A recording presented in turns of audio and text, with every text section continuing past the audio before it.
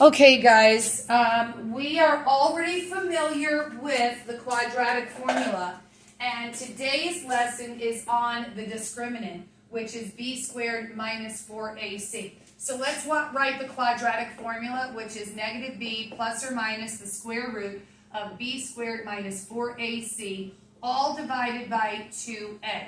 Okay? So when we already know the quadratic formula, okay? We're talking about the discriminant. Okay, we're talking about this little b squared minus 4ac that's right inside here. This little teeny tiny b squared minus 4ac.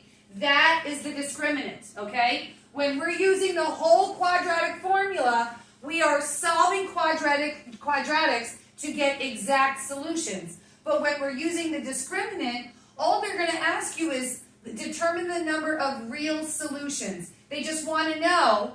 Okay, they don't want to know the exact answer and solution. They just want to know how many solutions does the quadratic have. So it'll say, what are the roots?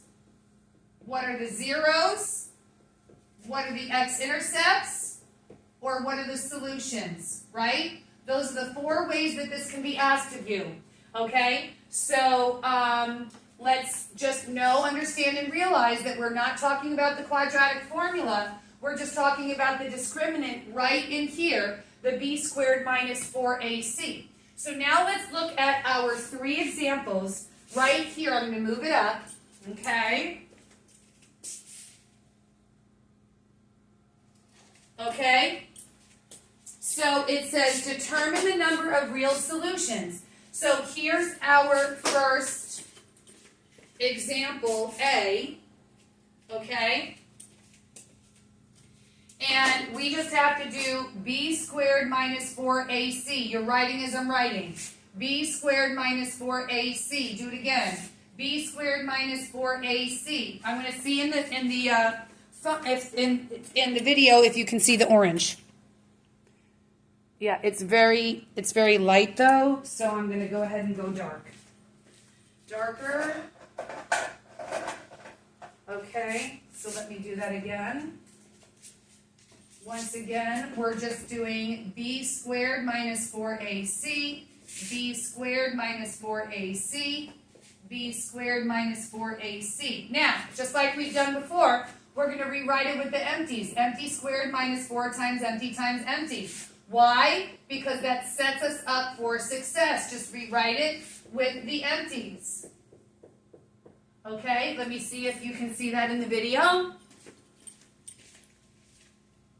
Yep, pretty much. Okay, so in our example A, this is our A, this is our B, this is our C. So even though it's not there, you know that there's a 1 there.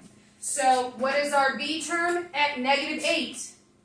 What is our A? 1. What is our C? 16. Do it again. What is our B term here? Negative 5. What is our A? 2. What is our C? 9. What's the problem with this? What do we see here? This is not set equal to 0. How do we set this equal to 0? Well, we're going to have to add 3x to both sides and subtract 10, right? Add 3x and subtract 10. So if we rewrite that, it's going to be 4x squared plus 3x minus 10 equals 0. Okay? So what is our B? 3. What is our A? 4. What is our C now? Negative 10. Okay? So it's very important that your quadratic is set equal to 0 so you know what is the A, what is the B, what is the C. So now we just do the math. What is negative 8 squared? 64. What's negative 4 times 1? Negative 4. Negative 4 times 16 is negative 64. What's 64 minus 64 give you? 0. When you get 0 as your result, okay, that means you have 1 solution right here. Okay? I actually thought this was going to line up with the graphs and it didn't, but that's okay. We'll just make it clear now.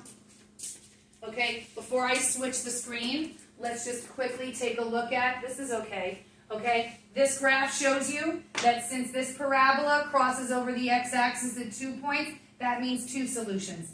This touches the x-axis at 1 point, that means 1 solution. This doesn't touch the x-axis at all, so that means no solution. Okay? So let's just get a clear background so we can see it in the video.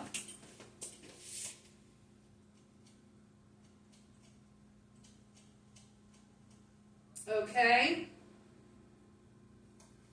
All right, unfreeze.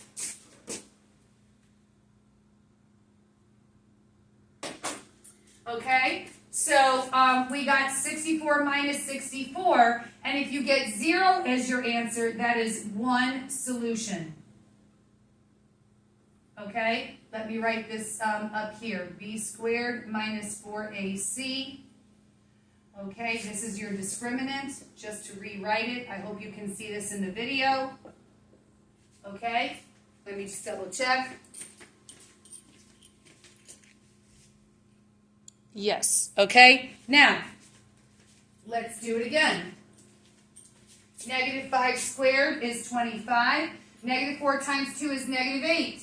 Negative 8 times 9 is negative 72. 25 minus 72, I don't even know what that is, but I know it's a negative result. So when you get a negative result, that means no solution. Okay, write that down. All right?